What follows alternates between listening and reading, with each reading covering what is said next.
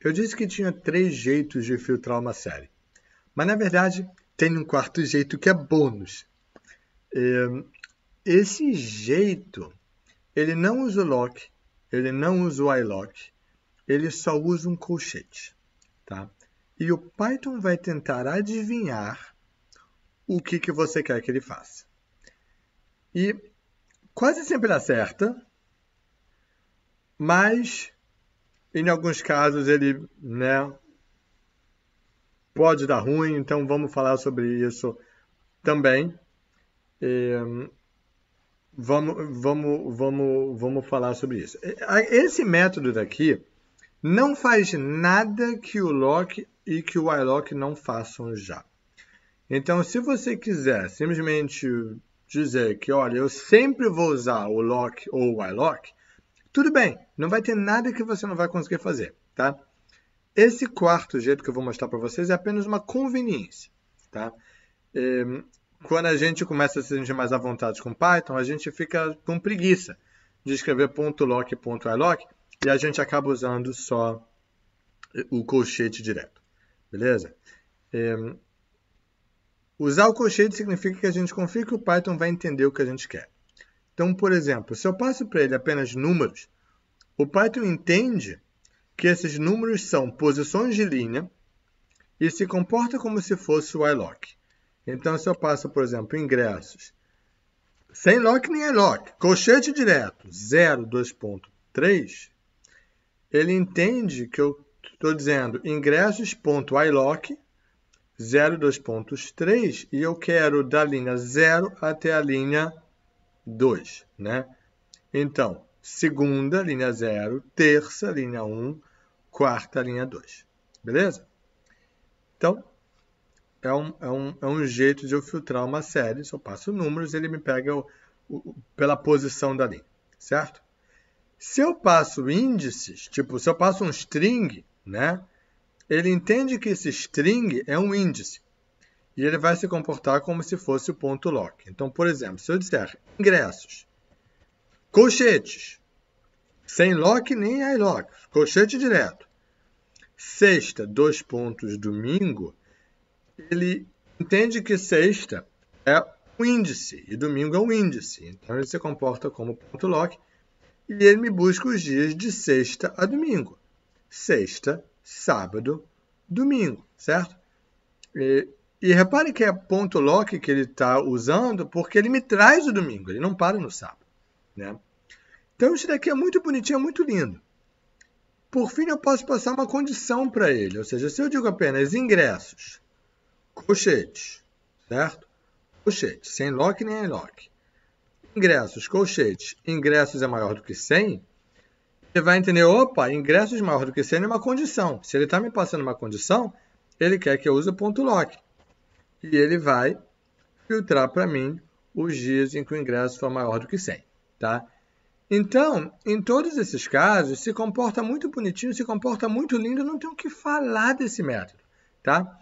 Inclusive, eu vou ser muito sincero com vocês. Eu uso, tá? E eu uso a tal ponto que eu tive que corrigir esse material, porque antes, quando eu tinha falado de .lock ou .iLock, eu tinha deixado uns exemplos exatamente assim, sem .lock e sem .iLock, de tão no automático que eu já estou de usar esse tipo de método, de usar esse tipo de notação. Tá? Extremamente conveniente, muito útil, muito prático, muito utilizado. Agora, de vez em quando, é preciso tomar um certo cuidado. Especificamente, imagina esse caso daqui, onde o meu índice não é segunda, terça, quarta, mas é 2 para segunda, 3 para terça, 4 para quarta, né? É o número do dia. Sabe como é que é? Então, imagina o seguinte, eu quero pegar a segunda linha. E aí eu passo o número 1, porque é a segunda linha, então vou pegar o número 1, certo? O que vai acontecer? Ele me dá 474.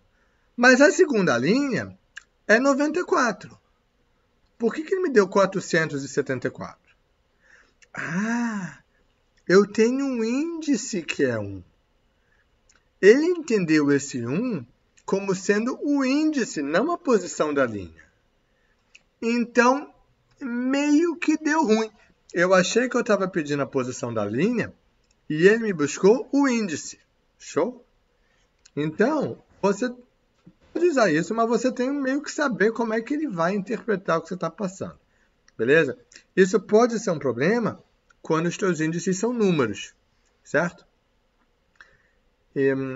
Se eu usar o ponto iLock, ele entende, porque se eu passo o ponto iLock, eu estou dizendo para ele, não interpreta, não te perguntei o que você acha, não pedi o que você acha que eu estou dizendo.